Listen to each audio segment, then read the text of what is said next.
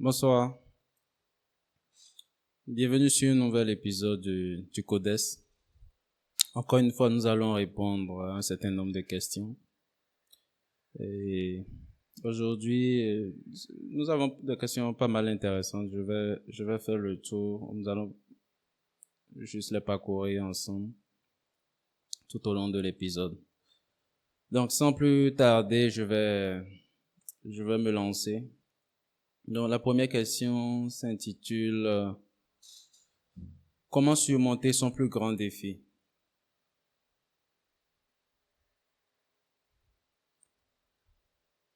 Comment surmonter son plus grand défi? Les défis dans l'existence, peu importe, qu'ils soient grands ou défis, vont répondre généralement à la même structure. Maintenant, la notion de grand ou de petit défi, bon, est juste lié à la perception de l'individu. C'est plus lié c'est totalement subjectif. Ça va être vraiment fonction de l'individu et de sa façon de décliner la situation, suivant généralement l'impact que ce défi a, les enjeux qui sont, comment dire, les enjeux, d'accord, qui sont reliés à ce défi. Donc plus les enjeux vont avoir un impact considérable pour l'individu en termes de conséquences, plus l'individu va classifier ce défi comme étant important ou un défi minime, puisque les enjeux ne sont pas, il y a pas tellement à gagner ou il y a tellement à perdre, etc. Il va décider de si on va classer un défi grand ou pas grand. Mais au-delà de cela, un défi va rester un défi. De façon générale, la chose qu'il faut avoir en esprit, c'est quoi? Lorsque l'on se retrouve dans des situations bien particulières, que nous allons qualifier de défis, la première chose qu'il faut s'évertuer à faire, c'est d'identifier, au fait, c'est à quoi est supposée ressembler la solution à ce problème pour nous. Qu'est-ce que je veux à la fin de cette situation, lorsque cette situation passe, qu'est-ce que je veux comme résultat? Et lorsque c'est fait, ensuite, la deuxième chose qu'il faudra faire, c'est identifier les éléments que nous avons déjà, c'est-à-dire les trucs avec lesquels l'on peut composer. Ok, voilà ce que je veux, mais voilà ce que j'aime maintenant. Et évaluer donc ce qui me reste pour pouvoir atteindre l'objectif et donc relever le défi. Et pour ce faire, ce qui va se passer lorsqu'on va vouloir identifier ce qu'il nous reste à faire, souvent la chose à faire peut totalement être de notre propre fait. C'est-à-dire que, ok, il va falloir que je pose telle action, que j'aille dans tel sens, que je réalise tel. Ou dans d'autres cas, il va falloir que l'on fasse appel à des personnes extérieures à la situation pour qu'elles interviennent de façon à nous aider à faire évoluer la situation. Donc ça va généralement être la même procédure, généralement dans toutes les situations. Et bien évidemment, il y a le facteur temps dont il faudra tenir compte devant toute situation. Parce que des fois, le temps ne va pas jouer en faveur de l'individu qui est dans la situation. Ou des fois, le facteur temps n'est même pas impliqué et ça n'a pas tellement d'importance d'un certain point de vue, puisque ce qu'il faut faire va rester totalement pareil. D'accord. La chose à faire va rester totalement pareil. Non, l'idée c'est d'avoir une clarté d'esprit et avec du sang-froid,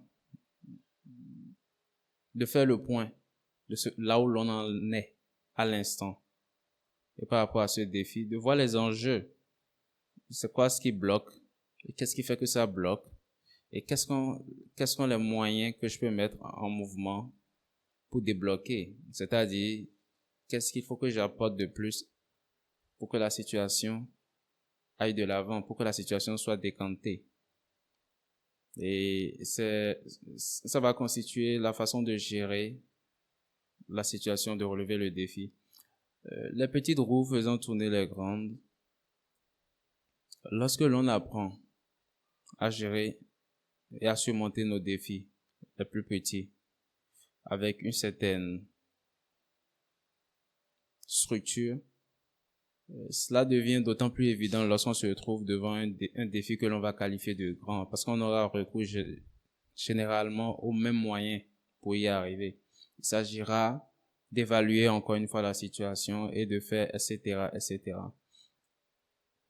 jusqu'à ce que l'on obtienne le résultat que l'on veut. Et la taille du défi n'y changera pas grand-chose. La procédure reste la même, le résultat va rester le même. Le résultat allant dans le sens de ce que nous voulons. Donc, face à de grandes difficultés, comment faire face et comment s'en sortir? Je pense que c'est relativement le même état d'esprit, c'est relativement la même question, je pense, posée autrement. Comment faire face aux difficultés? Il faut faire face aux difficultés avec beaucoup de stoïcisme. C'est-à-dire, il faut y aller. Lorsque nous nous retrouvons dans des situations, de façon générale, l'humain va non seulement observer la situation, mais va transposer, au fait, tous ses ressentis, le résultat de tous ces filtres, c'est-à-dire de toutes ces croyances, et de toutes ces considérations, de toutes ces superstitions et de tous ces préjugés, va transposer tout cela, en fait, sur la situation et va donc interpréter la situation en fonction de tous ces éléments. Ce qui peut biaiser sa perception réelle de la situation et donc biaiser l'approche qu'il va adopter pour résoudre son problème et s'en sortir aisément. Donc, l'idée première, c'est de créer un écart entre les faits, de façon factuelle, qu'est-ce que nous avons, qu'est-ce qui se passe, qu'est-ce qui a entraîné quoi, etc. Et ces émotions, c'est-à-dire apprendre à ne pas mêler ces émotions à la dynamique d'une analyse froide de la situation. Et c'est seulement de cette façon de poser cet état d'esprit que l'on pourra mettre en place des éléments qui nous permettront de résoudre le problème. Parce que dès que l'individu va se laisser aller aux émotions, etc., à ses préjugés, croyances, et il va, sans le vouloir, créer lui-même des facteurs limitants. Puisque les pensées que cela va lui évoquer vont être des pensées qui vont être super limitantes par rapport au résultat qu'il veut et vont l'empêcher donc de facilement résoudre la situation qu'il a devant lui. La question pas de grandes difficultés, mais encore une fois, grande comme petite, une difficulté reste la même. L'état d'esprit, par contre, qui cherche un problème, d'accord, devrait être aussi le même. En fait, va être le même. Donc, quitte à ce que cela soit le même, autant mieux que ce soit suivant le même modèle, au fait. Autant mieux adopter un modèle optimal pour résoudre notre problème. Et tous les problèmes qui vont se poser.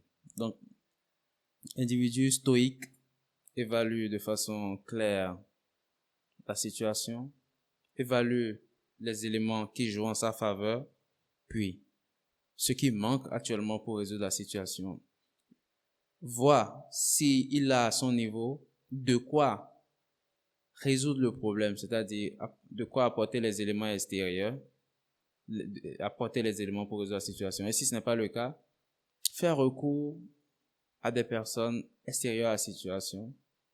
Dans certains cas, ça va juste consister à demander de l'aide, ou dans d'autres cas, à payer un service. Ou même des fois, rarement payer un produit, mais ça peut constituer à payer un service, c'est-à-dire payer une personne lambda pour qu'elle apporte une expertise bien particulière pour nous aider à faire avancer une situation. Donc, c'est juste là. Qu'est-ce qui peut empêcher quelqu'un de réaliser son plein potentiel? Il peut y avoir plusieurs réponses pour cette question. Cependant, de mon point de vue, la réponse est un manque de confiance en soi. Pour moi, le manque de confiance en soi va être la chose qui va faire que toutes les autres raisons que l'on pourrait évoquer, au fait, pour répondre à cette question, vont apparaître. Parce que justement, en fait, il n'y a pas de raison que l'individu se retrouve dans une situation où il ne pourrait réaliser son potentiel s'il a confiance en lui. Et ça n'existe pas. Quelqu'un qui a confiance en lui et qui ne réalise pas son plein potentiel. Mais pourquoi je parle de confiance en soi? Qu'est-ce qui va passer lorsque l'individu n'a pas confiance en lui-même? Devant n'importe quelle situation, il aura le même état d'esprit, qui est quoi? Devant une situation bien particulière, son état d'esprit va être celui d'un défaitiste. C'est-à-dire, ça va être un état d'esprit qui va aller contre lui, contre son propre intérêt. Puisque ce genre d'individu va nourrir des idées qui vont être, à une certaine mesure, négatives.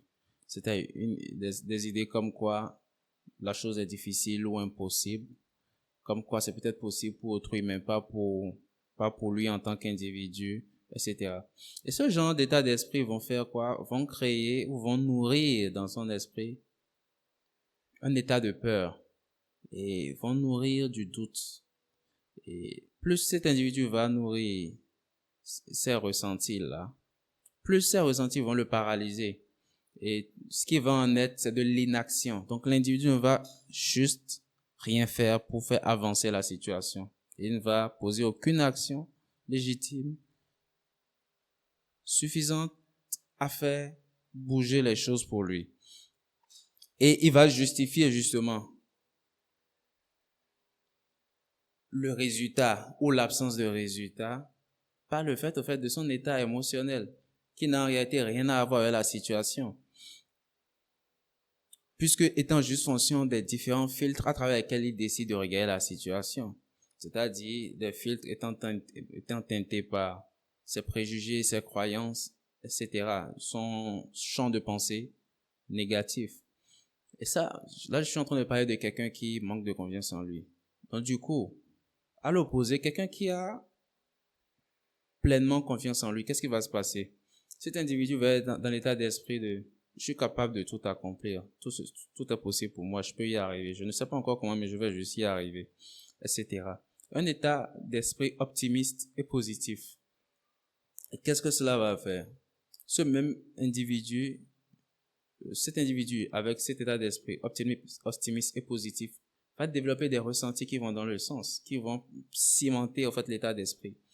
Et qu'est-ce que cela va engendrer? Cela va le pousser le soutenir dans les actions. Parce que quelqu'un qui sait que c'est possible pour moi, va se demander, OK, tout de suite, qu'est-ce que je peux faire?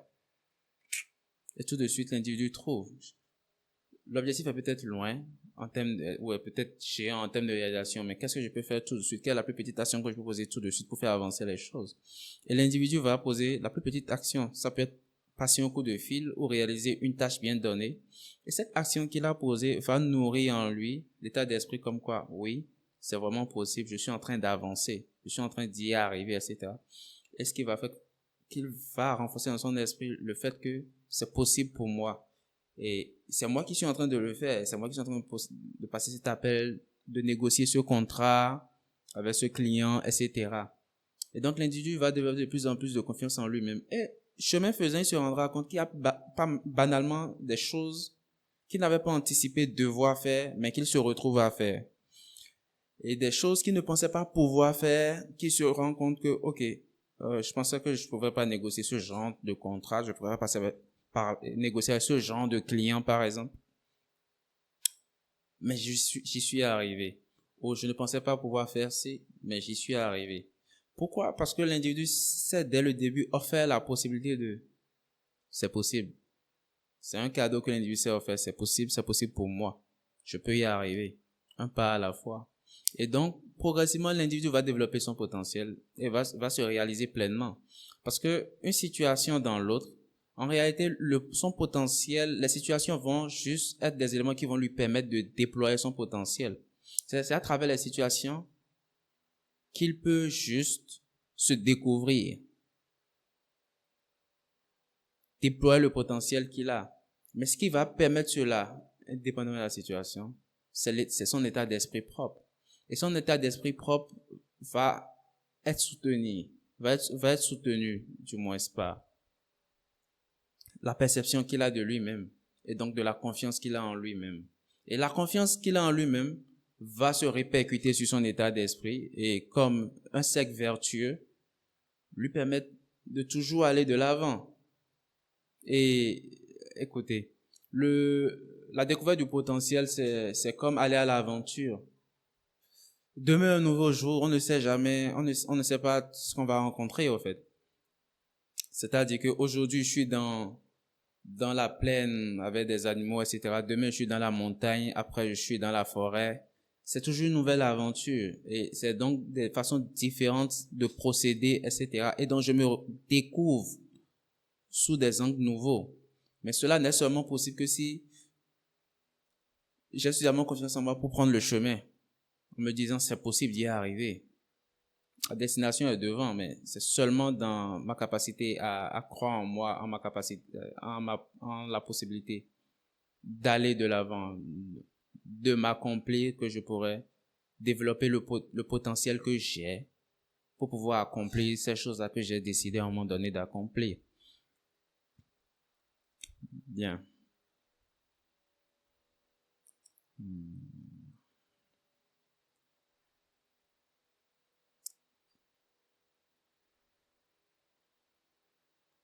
Quelles sont les habitudes à mettre en place pour améliorer sa productivité?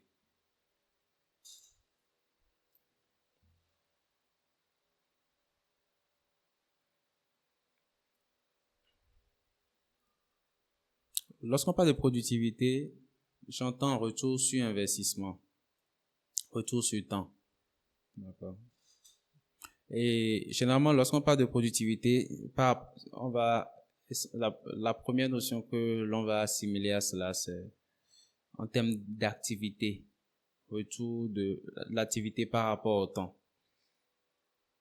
Et donc, la première chose dont il faut retenir, c'est comment nous organisons nos activités par rapport à notre temps. Et de ce point de vue, pour moi, on se rend compte qu'aujourd'hui, il y a plusieurs méthodes, plusieurs stratégies, plusieurs techniques que les gens utilisent pour organiser leur temps. Et il y a la méthode Pomodoro. Je crois que c'est 20 minutes d'activité, 5 à 10 minutes de pause pour reprendre encore le cycle encore et encore. Il y a plusieurs types de méthodes qui existent et le blocage de temps aussi. Mais pour moi, en fait, quelle que soit la méthode que l'on va utiliser, cela va revenir le basique, c'est du blocage du temps. C'est-à-dire décider de créneaux de temps, que ce soit dans la journée ou dans la semaine, où l'on mènera certaines activités et où l'on ne mènera que ces activités-là pour lesquelles ont été bloqués ce créneau de temps. Et ça, c'est la première chose à faire. La deuxième chose à faire, pour moi, c'est d'avoir une liste, pas juste des activités que l'on va bloquer à travers le temps, mais c'est d'avoir la liste de nos priorités, donc d'organiser les activités en fonction de la priorité, en les classant bien entendu de la plus grande priorité à la moins prioritaire, et de réaliser idéalement les activités prioritaires, puis ensuite, de façon décrescendo, éliminer toutes les activités sur notre liste.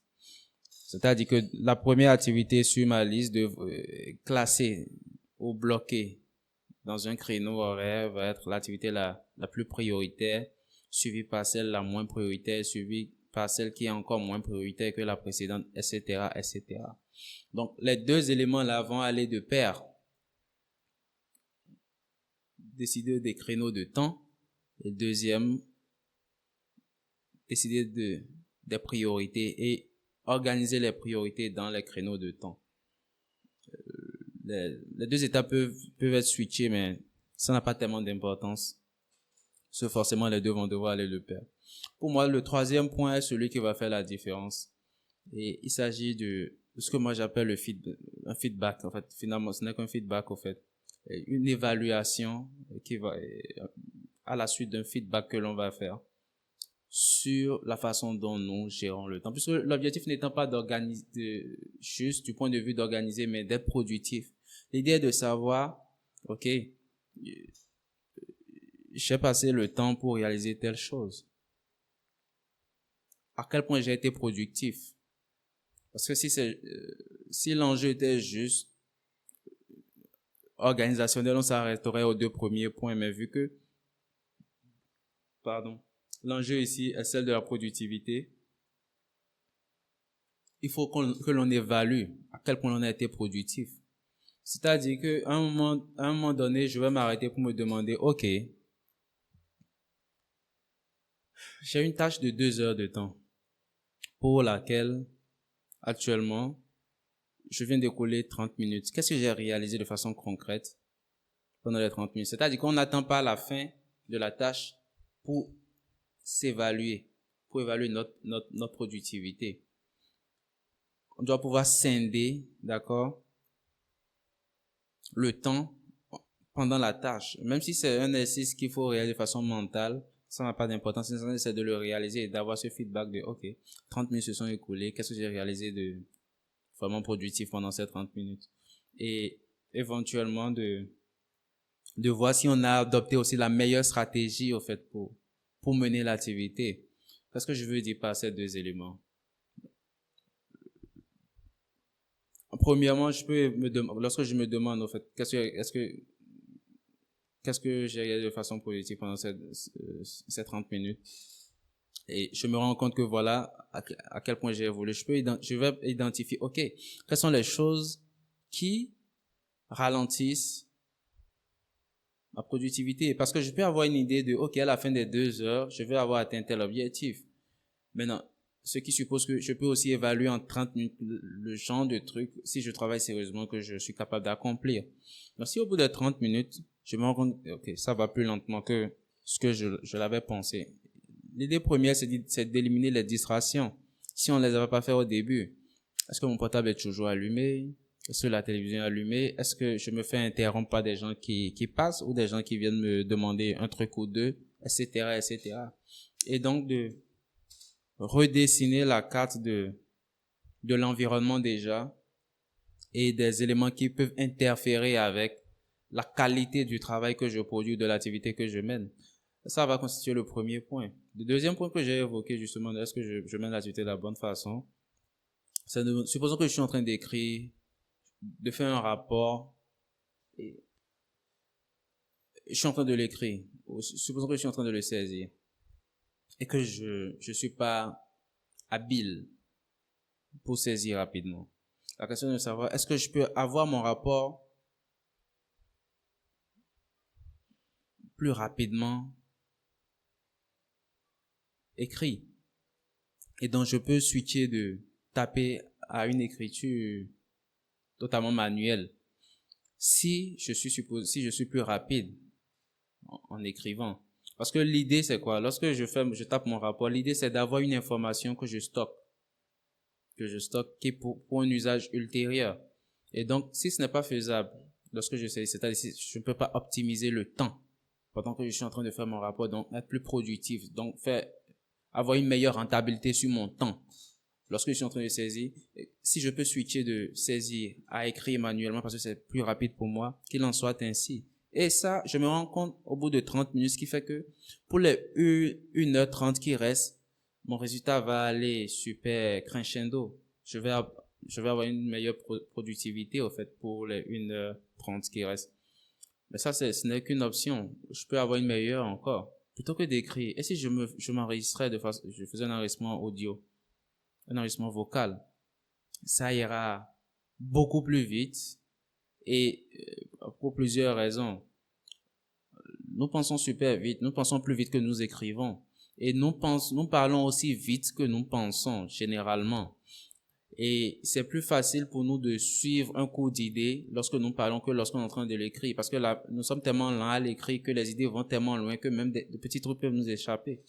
Et donc, à beaucoup de points de vue, il serait aisé que j'enregistre mon rapport et après de le consulter. Puisque dans tous les cas, mon objectif premier étant de stocker l'information d'abord pour un usage ultérieur, la forme de stockage en ce moment-là n'est pas tellement important, n'est pas tellement la priorité. Maintenant, bien sûr, il y a certains contextes, ok, oui, ça va être important du point de vue, ok, c'est un rapport que je dois rendre, etc. On rend grâce au ciel. Nous vivons en 2024 où aujourd'hui nous avons des plateformes d'intelligence artificielle où l'on peut passer d'un vocal, d'un audio à un truc écrit, speech to text, et il y a text to speech aussi, etc. Et donc, il y a plusieurs façons. Le même travail que quelqu'un prendrait, quoi, littéralement les 2 heures pour faire, quelqu'un d'autre le ferait en quoi? En 30 minutes. Parce qu'il va prendre quoi? Combien de temps pour parler? Il va peut-être faire son rapport en 20 minutes parler, balance dans le programme qui lui sort son truc peut-être en 5 minutes et moins encore, en moins de 5 minutes, lui sortir son test et ça fait 25 minutes. Bien sûr, il va relire. Il va relire quoi? En moins d'1 heure, il a fini ce taf, quoi qu'il en soit. Et c'est un meilleur usage de son temps que celui qui serait toujours en train de taper, au fait. Parce que il n'aura pas beaucoup, celui-ci n'aura pas beaucoup de choses à corriger. Il va juste refaire éventuellement la mise en forme. Quoique, on parle d'un rapport, donc, mise en forme, ce ne sera pas tellement le truc le plus important à gérer dans cette histoire. Donc, juste pour donner une idée de comment évaluer les choses et de comment trouver de façon objective, de façon super pratique d'être productif. Super pratique d'être productif. Et cela est applicable à relativement tout ce que nous faisons. Et généralement, la première chose, selon moi, en fait, qui va freiner la productivité, c'est tout ce qui est extérieur à l'activité elle-même et qui va venir interférer avec notre dynamique d'exécution. Pour moi, franchement, c'est au-delà de l'organisation de base qu'il faut avoir à bloquer le temps, les priorités. Tout ça va être fait, mais les interférences externes à la situation vont être le premier point au cours de la situation auquel il faudra faire attention. Et le deuxième point, comme je l'ai évoqué, c'est s'arrêter, s'auto-évaluer. C'est un peu comme lorsque vous avez une entreprise qui est cotée sur le marché boursier. Je vais donner l'exemple du marché boursier de New York. Tous les trimestres, ils envoient une revue de leur état financier, etc. Ça permet de suivre la croissance de l'entreprise, ce qui se passe, etc. Pour revenir à un truc plus simple, lorsque l'on était tous au cours primaire, jusqu'au collège, on pouvait attendre juste la fin de l'année pour avoir une évaluation et pour avoir des résultats annuels, mais non seulement il y a des interrogations qui permettent de checker la progression en termes de compréhension, mais il y avait des devoirs, puis il y avait des compositions en fin de trimestre. Et l'individu a une idée au tiers de l'année de sa performance, etc. C'est le tiers, oui, 3 trimestres. Au tiers de l'année de sa performance et c'est, comment s'organiser pour le semestre à venir, c'est-à-dire les 2 trimestres restants, etc., etc. Donc, un feedback, cette évaluation va permettre à l'individu d'avoir un certain feedback de sa progression réelle dans le système dans lequel il est et d'améliorer sa productivité. Dans le cas de l'apprenant, ça va consister pour lui à améliorer, au fait, sa performance scolaire ou académique, disons-le, comme cela. Donc, c'est un peu cela.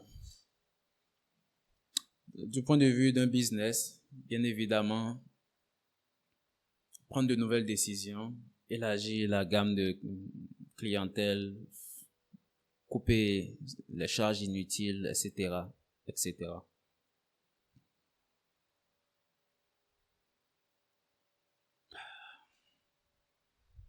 Qu'est-ce qui vous inspire à vous lever chaque matin et à poursuivre vos rêves? Mes rêves, bien évidemment. La seule chose qui m'inspire à me lever chaque matin, c'est mes rêves. Eux seuls ont l'énergie nécessaire, la lumière nécessaire pour susciter en moi ce besoin, pour m'inspirer suffisamment pour que je continue d'avancer. Je me rappelle qu'un jour je discutais avec un ami, on parlait finances, on parlait carrière, et c'est un monsieur qui travaille à son propre compte.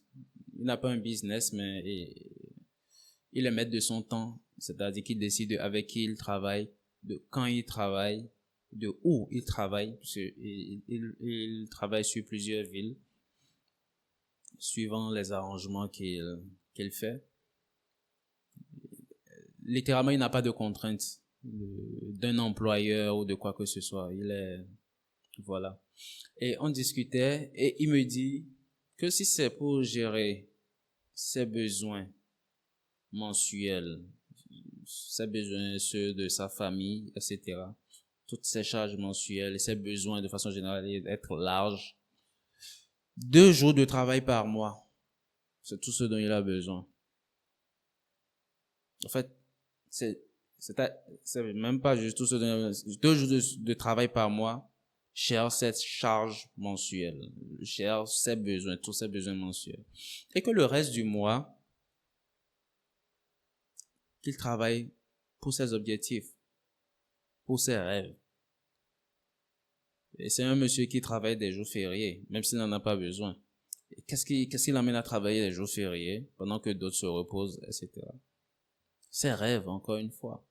C'est-à-dire que ces seules choses, nous humains, les hommes en particulier, nous avons ce besoin de conquérir, ce besoin de découvrir, ce besoin de réaliser des choses. Et c'est quelque chose il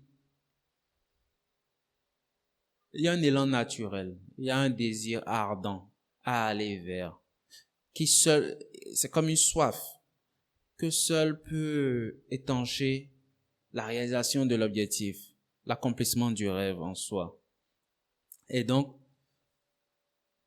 je ne veux pas dire que tu es pressé de te lever chaque matin, mais tu as juste hâte d'être dans la dynamique pour réaliser au fait un objectif.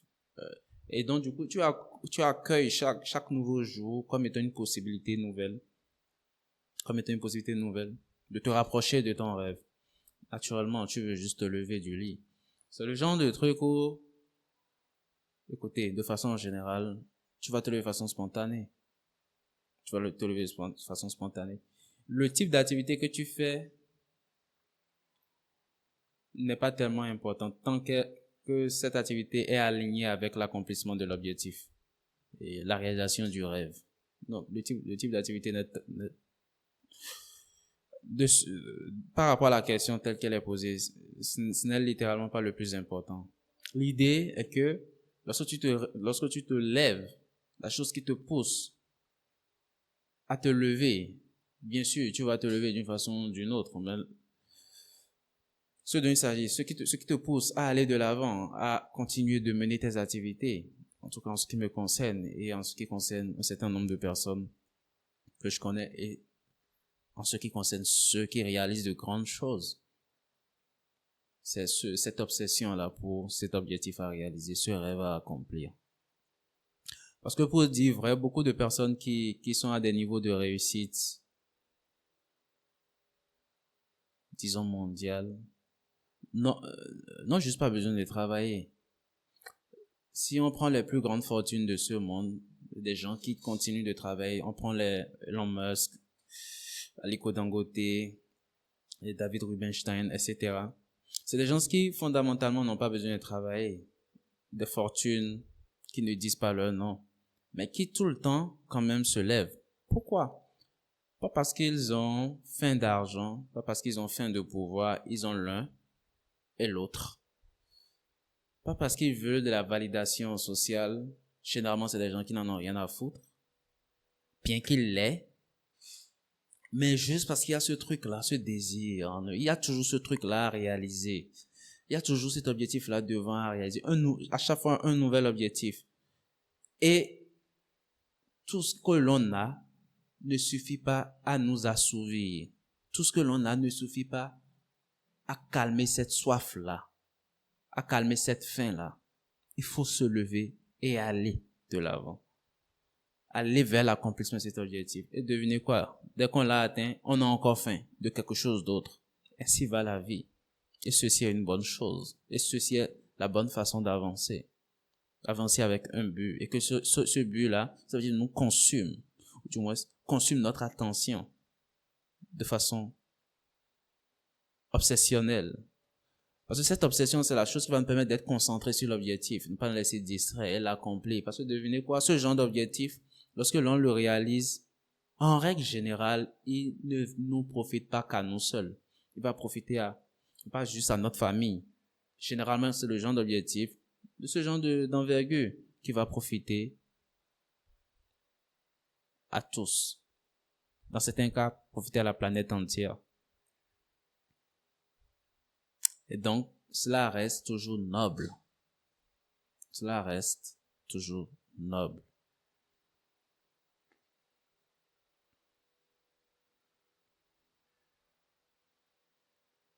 Comment pouvez-vous transformer vos peurs en force?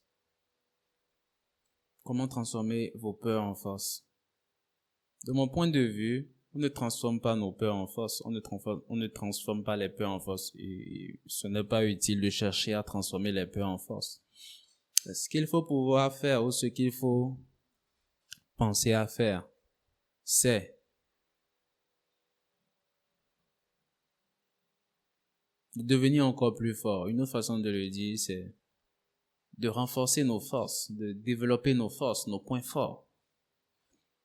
Warren Buffett disait un jour, là je vais le paraphraser, il disait, l'énergie qu'il te faut pour réparer ton bateau qui est en train de couler est plus importante que l'énergie qu'il te faut pour changer juste de bateau. C'est-à-dire, il est plus rentable, il est plus efficient, il est plus productif de changer de bateau plutôt que d'essayer de ce bateau est en train de couler, on va fermer tel trou par ici, on va fermer tel trou par là, on va fermer tel trou par ici. C'est beaucoup d'énergie, mais on a un bateau juste à côté tout neuf. Changeons de bateau et continuons le voyage. Donc, ce vers quoi j'attire l'attention, c'est quoi? Les trucs comme les peurs, les doutes, etc., ce sont des fossés, ou ce sont comme des failles dans un bateau. Et essayez de ne plus avoir peur, ou je vais le dire autrement, essayez de faire taire les peurs, etc. Ça va donner une très grande consommation d'énergie. Cependant, se reposer sur nos forces et les développer, ça va être un réel game changer pour nous. Comment cela va se passer? Quelqu'un qui a peur, supposons un soldat, sur un champ de bataille, il a peur. Il a peur de beaucoup de choses en ce moment-là. Mais fondamentalement, ça va revenir à une chose, une peur de perdre, une peur de mourir. Mais qu'est-ce qu'il lui faut en ce moment? De la bravoure. C'est la force qui va être nécessaire pour lui pour continuer d'avancer sur ce champ de bataille, dans ce chaos. Et lorsqu'il va, qu'est-ce qu'il va faire? Regardez ses potes. Ces derniers vont l'inspirer. Oui, ils avancent. J'avance. Sa bravoure va devenir son armure. Et cette armure, cette bravoure, cette force qu'il va nourrir d'instant en instant, vont le renforcer et vont renforcer son état d'esprit dans le sens de « Ok, je peux continuer à avancer ». Et avant qu'il ne s'en rende compte, ça fait déjà longtemps qu'il n'entend plus ses peurs. Ce n'est pas que les peurs vont le quitter, mais les voix de ses peurs deviennent tellement lointaines que les seules voix qu'il entend, ce sont les voix de la bravoure, courage, optimisme, etc., etc. Ouais, ce désir de vivement la fin de cette bataille, je rentre chez moi, voir ma famille, prendre mes enfants dans mes bras, etc. Ces idées-là vont renforcer dans son esprit le concept comme quoi il faut que je gagne cette guerre pour pouvoir rentrer chez moi. Et l'idée de victoire qu'il vient d'évoquer dans son esprit va renforcer l'idée de il faut que j'avance sur ce champ de bataille. Et cela va le pousser à aller de l'avant. Tout cela va le renforcer. Et pendant qu'il entend ces voix qui le poussent à gagner et qui renforcent son courage, les voix de ses peurs se font lointaines dans son esprit. Elles ne vont pas totalement disparaître. Parce que devinez quoi? Le lendemain, toujours sur le même champ de bataille, les mêmes peurs reviendront. Donc, il n'existe pas vraiment un contexte où elles meurent ou elles disparaissent. Elles se font moins entendre, où leur voix se fait lointaine. Pourquoi? Parce que nous construisons des murailles d'énergie constructive et positive autour de nous.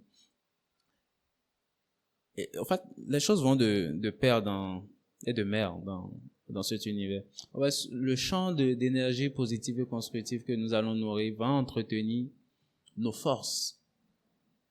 Nos forces, les deux vont de pair. La simple idée d'optimisme, toutes les pensées d'optimisme vont renforcer nos forces, vont nous aider à développer nos forces. Et ça peut être n'importe quoi, hein, passant de la bravoure à n'importe quelle autre qualité, à n'importe quelle force. Cela va rester pareil. Je peux prendre l'exemple d'un individu qui a peur de parler en public. C'est une peur. Transformer cette peur en force, il fait comment? Il n'y a pas moyen. La seule chose qu'il doit faire, c'est de poser les actions. Mais cela va venir d'où? Se dire, ok, je veux parler en public, c'est possible que je puisse parler en public, c'est mon seul objectif, etc. Et commencer comment? Parler à une personne, deux personnes, sa famille, puis ses amis, puis dans un petit bistrot, et avant qu'il ne s'en rende compte, il parle à un stade rempli d'individus. Et ce n'est pas que ces peurs disparaissent, c'est-à-dire qu'il s'offre la possibilité à chaque instant, ok, maintenant je vais faire encore un peu plus. Donc il fait preuve de courage en disant, ok, je vais parler à une personne de plus que les personnes à qui j'avais parlé hier. Hier, j'avais parlé à 9 personnes, aujourd'hui, on rajoute une personne. Maintenant, aujourd'hui, je vais parler à 10 personnes. Et progressivement, il devient, d'une certaine mesure, insensible à toutes les peurs qu'il avait de parler à un public. Pas que les peurs là disparaissent. La preuve est que beaucoup de personnes qui font les grandes scènes sur le plan mondial disent que souvent avant de monter sur scène, ils ont un petit trac. C'est-à-dire que même les plus grands performeurs de ce monde, à un moment donné, très souvent avant de monter sur scène, ont cette peur-là qui est commune à tout le monde. Encore pour rejoindre le point qui veut qu'il n'y a pas vraiment moyen d'éliminer ces peurs-là. Bien entendu, ce que je dis, c'est en griffe parce que oui, il est possible d'éliminer totalement ces peurs-là. Cependant, de façon classique, de façon générale, pour le commun des mortels, l'individu va toujours avoir ces peurs-là. Et le but réel, ce vers quoi j'attire l'attention, c'est de ne pas mettre de l'énergie à essayer de ne plus avoir peur, mais plutôt de mettre de l'énergie dans le fait de développer tellement d'aisance, tellement être suffisamment relax, d'accord? Être suffisamment en mouvement. Parce que nos forces vont nous pousser généralement à être en mouvement, à poser des actions, à créer des changements. Et plus justement, le changement que nous allons créer va avoir de l'impact, plus cela va renforcer notre force et notre croyance dans le fait que nous pouvons réaliser encore plus. Et indépendamment de nos peurs, nous réaliserons de grandes choses. Et les voix de nos peurs se feront super lointaines dans notre esprit. Et donc, l'individu qui monte sur un terrain de boxe, il a peur. Mais devinez quoi? Il va quand même se battre. Parce qu'il est là pour ça. Et il sait que quoi? Qu'est-ce qui va le sauver? Se protéger et cogner. Par ses peurs. Et donc, il n'essaie pas de faire disparaître ses peurs. Il n'essaie pas de se convaincre qu'il n'a pas peur. Ou de dire, OK, je vais transformer mes peurs en quelque chose d'autre. Non. Je vais être brave. Et je vais être violent. Dans ce cas-ci, dans ce contexte-ci, la violence a un effet totalement bénéfique pour lui. Et donc, c'est tout ce dont il a besoin pour atteindre son objectif. Et à chaque fois qu'il va assommer son adversaire de coups, cela va renforcer sa confiance en lui. Comme quoi, je suis en train de gagner. Oh, je t'ai eu. Et pendant qu'il est dans cet état d'esprit, il se sent à l'aise, il se sent relax, il se sent dans son élément. Et donc, devinez quoi? Je crois que j'avais peur. Non, en fait, il n'y pense même plus à ses peurs. Parce que là, il est au fait de la chose. Il n'a même plus le temps d'avoir peur. Lorsqu'on est en train de poser une autre façon de le dire,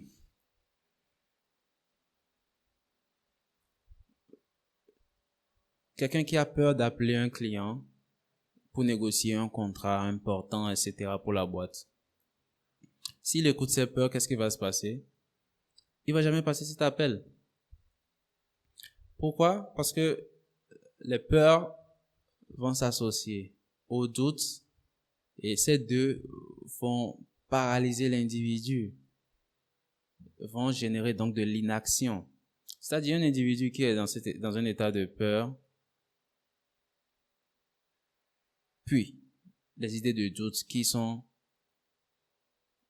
qu'il ne peut pas faire si, est-ce que c'est possible pour lui? Est-ce que le client va accepter? Est-ce que le client va m'écouter? Etc. Cette idée de doute font le retenir de poser l'action qui va lui apporter satisfaction. Mais le fait est que la réponse à son doute est dans la question. Parce que généralement, le doute va se présenter sous forme de question. Est-ce que le client va accepter? La réponse est dedans. Le client va accepter. Est-ce que je peux l'appeler maintenant? La réponse est là. Je l'appelle maintenant. Et donc, la seule façon pour lui de savoir si le client va accepter, il faut qu'il pose l'action d'appeler. Mais généralement, l'individu il va avoir un conflit dans les idées, comme quoi confondre la crainte de la réponse à l'action à poser. Parce que l'individu, en se demandant est-ce que le client va signer ce contrat, la seule chose qu'il a fait, c'est passer l'appel. Et lorsqu'il se dit, OK,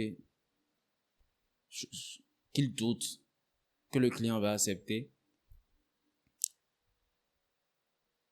il va mettre en conflit son doute et l'action qui est de passer l'appel. Pour la question, la réponse, c'est après l'appel justement. Mais comme il suppose que éventuellement le client ne va pas accepter, il se prive même de poser l'acte qui est de passer l'appel. Donc, il y a une sorte de paralysie qui va naître de la peur et du doute. Tandis que toutes les énergies d'optimisme, des énergies positives, c'est les ressentis positifs, etc., qu'un individu aura dans la même situation vont l'encourager à poser des actions, puisque la seule chose à faire, c'est de poser des actions. On dit, OK, il faut que je l'appelle. Et s'il essaie de me caler de telle façon, je vais lui dire tel. Dans tous les cas, il va accepter, etc. Tu poses l'action. Et devinez quoi, peu importe l'individu, lorsque l'appel est lancé et que l'on a commencé à parler, cela n'a plus tellement d'importance, la peur que l'on avait avant. Parce que peu importe, on est déjà dans le game. Le client est déjà en train de parler. Et notre job actuellement, c'est de le convaincre pour qu'il signe ce contrat à quelques millions de... Voilà. Faut qu'il signe ce contrat. Et donc, tout notre job, c'est focus sur le fait de le faire signer. Ça n'a plus tellement d'importance. À la fin de l'appel, on saura si il signe ou pas. Mais pendant qu'on passe l'appel, on n'a plus le temps d'avoir peur. Celui qui est au sol, il n'a juste plus peur de tomber. Il y a plus de raison, il est déjà au sol. Et donc, il faut juste continuer d'avancer. C'est un peu ça l'état d'esprit. Développer nos forces. Peur de parler à des clients, parler à 100 clients. Peur de parler à un client de plus, parler à 1000 clients. Passer des appels encore et encore jusqu'à ce que cela ne nous dise plus rien. Et ainsi de suite pour chaque chose. Un champ de bataille. Peur de mourir, continuer d'avancer. Continuer de charger, continuer de tirer. Bien sûr, cela ne nous empêchera pas éventuellement, ça n'empêchera pas éventuellement un soldat de mourir sur un champ de bataille, mais tout au moins, il s'offre des chances de gagner sa guerre et donc de survivre à cette guerre, comparativement à ces peurs qui vont faire quoi? Le retenir de cela, qui vont le paralyser et vont juste le retenir d'avancer.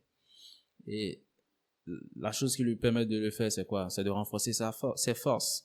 Le fait que, ok, je peux compter sur mes gars, ok, voilà, je suis bien protégé, ok, telle chose, etc. Les informations, les ordres du capitaine, etc. Tout juste l'espérance suivant laquelle il va rentrer retrouver sa famille.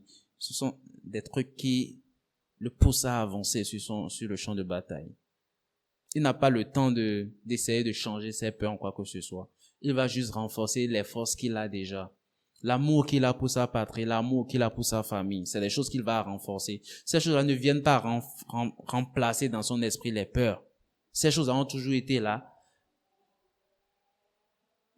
en même temps que les peurs. Mais le fait est que plus il va mettre de l'énergie à nourrir ces ressentis-là, plus ces peurs vont se faire lointaines.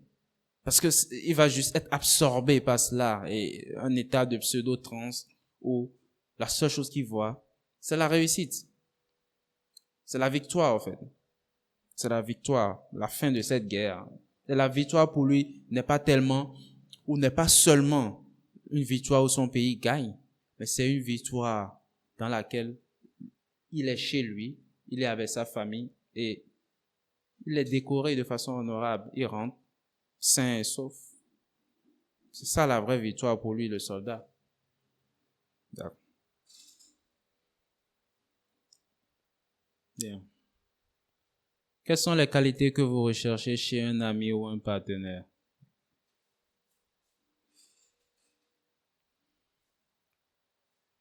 Beaucoup de gens auront des réponses différentes à cette question. Mais pour moi, il y a, je vais pas dire les qualités, d'accord, je vais répondre. Pour moi, ça va être une qualité. Et cette qualité va avoir la primeur sur toutes les autres. Et selon moi, c'est de cette qualité-là que va découler toutes les autres. Sans celle-là, les autres ne sont pas justifiables. Et tout au contraire, dès que cette qualité-là est présente, les autres ne sont même plus questionnables, au fait. Ça va juste de soi. Et la qualité dont il s'agit, pour moi, c'est la loyauté. Toute forme de relation. En amitié, relation personnelle, relation professionnelle, la loyauté. Je me rappelle, je suivais une fois Ice-T et je crois qu'on lui a posé relativement la même question et il a répondu pareil, la loyauté. Et je ne sais plus si on lui a demandé loyauté ou respect, et il a choisi loyauté. Mais le fait est que dans sa réponse, il évoquait une chose. Il a donné un exemple. Je vais donner relativement le même exemple. Pas exactement le même exemple, mais relativement le même exemple. Supposons que vous êtes dans la mafia. Vous avez des ennemis. Vous avez des alliés, vous avez des ennemis. Mais quelqu'un, que ce soit un allié ou un ennemi, ou un griffe allié ou un ennemi, peut te balancer et pourtant te respecter. Et ton ennemi te respecte. Ça n'empêche que s'il en a l'opportunité, il te tire dessus. Point. Et quelqu'un qui est dans les rangs, dans tes rangs, peut te balancer aussi. Bien qu'il te respecte. Il respecte tout de toi. Il respecte ton leadership. Il respecte tout de toi. Il peut juste te balancer au keuf. Cependant, quelqu'un qui t'est loyal, never. Ça c'est un. Mais en deux, quelqu'un qui t'est loyal, quand on se pose encore des questions sur le respect, pas besoin. Il t'est loyal. Pas besoin de se poser des questions sur est-ce qu'il respecte, est-ce qu'il m'aime. Il t'est putain de loyal. Et donc voilà. Pour moi, la loyauté, ça va tout faire. Toutes les formes de relations. C'est l'ingrédient nécessaire, ultime et nécessaire. Et Dieu nous fait grâce que nous soyons toujours loyaux et que nous soyons toujours entourés de personnes qui nous le sont en retour. Et comprendre aussi que la première personne à qui nous devons de la loyauté, c'est à nous-mêmes. Nous devons apprendre à être loyal avec nous-mêmes.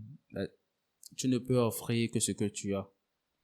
Et c'est dans notre capacité à être loyal vis-à-vis de nous-mêmes que nous découvrons de meilleures façons de faire preuve de loyauté vis-à-vis des gens qui nous entourent. Et sur cette note, je vais arrêter cet épisode et on se retrouve pour un nouveau codex.